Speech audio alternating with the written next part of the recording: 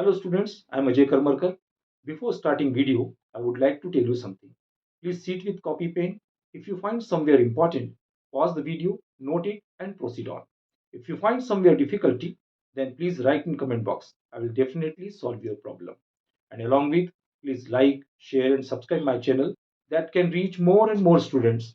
Thank you once again. Now here is the question. 4 holes of radius capital R are cut from a thin square plate of side 4R and mass capital M. Determine the moment of inertia of the remaining portion about z axis.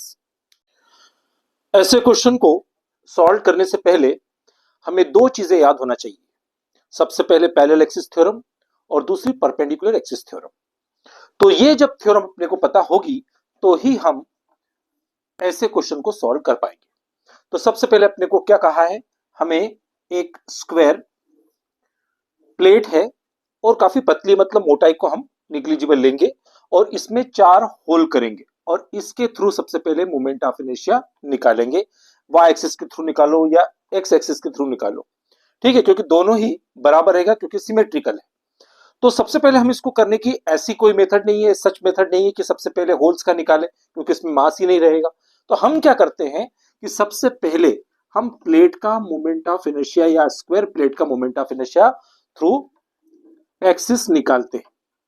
Okay, और फिर इन 4 जो अपने पास disc दे रखी है उन disc का moment of inertia इनके through मतलब टेंजेंट के थ्रू मोमेंट ऑफ इनर्शिया निकालेंगे. ठीक है, तो सबसे पहले हमें ये जो साइड दे रखी है वो कितनी दे रखी है 4R, राइट. ये 4R हमें दे रखी है और इसका टोटल मास m दे रखा है. तो यहां पर तो मोमेंट ऑफ इनर्शिया बहुत आसानी से निकल जाएगा. प्लेट का कितना हो जाएगा, इसका हो जाएगा formula m a square by 12. ये इसका फार्मूला है. a मतलब साइड है और m इसका टोटल मास है. तो m यहां पर साइड कितनी हो गई 4R का स्क्वायर और 12, यानी इसका मोमेंट ऑफ इनर्शिया हो गया 16 mr स्क्वायर बाय 12. 4 4 जा 16, 4 3 जा 12, तो ये हो जाएगा 4/3 mr स्क्वायर. ये इसका मोमेंट ऑफ इनर्शिया होगा किसका, प्लेट का, स्क्वायर प्लेट का हो गया. ठीक है, तो अब अपने को निकालना पड़ेगा इस डिस्क का. लेकिन डिस्क के निकालने से पहले हमें इसका मास मालूम होना चाहिए. तो उसके लिए हम क्या करेंगे, अब हमें डिस्क का मास निकालना है.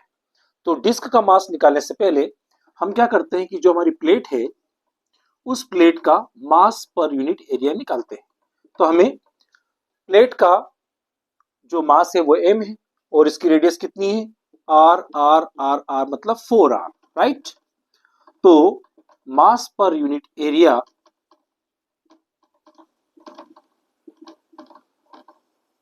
कितना हो जाएगा m बाय 4 4 जा 16 r स्क्वायर. ये हो गया मास पर यूनिट एरिया. अब इस मास पर यूनिट एरिया में जो हमारी डिस्क है उसके एरिया का प्रोडक्ट कर देंगे तो हमारी डिस्क का मास आ जाएगा. तो मास ऑफ वन डिस्क, अभी हम यहां पर एक डिस्क ले रहे हैं, ठीक है.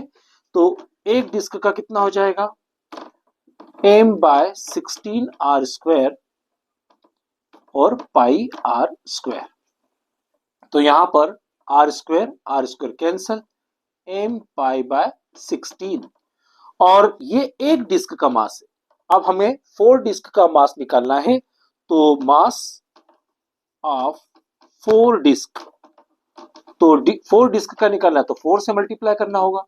4 m पाई बाय 16, 4 1 जा 4, 4 4 जा 16, यानी कि हमारा फार्मूला हमारी वैल्यू आ जाएगी m पाई बाय 4.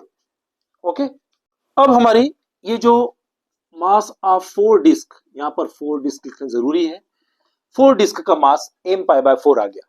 और ये डिस्क जो है ये एक्सिस से इस प्रकार से टेंजेंशियल घूम रही है, इस प्रकार से.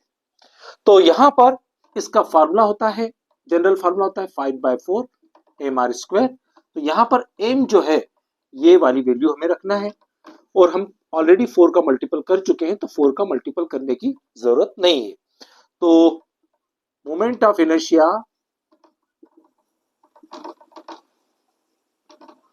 ऑफ 4 डिस्क 5/4 और ये वैल्यू आ जाएगी m π/4 और r स्क्वायर।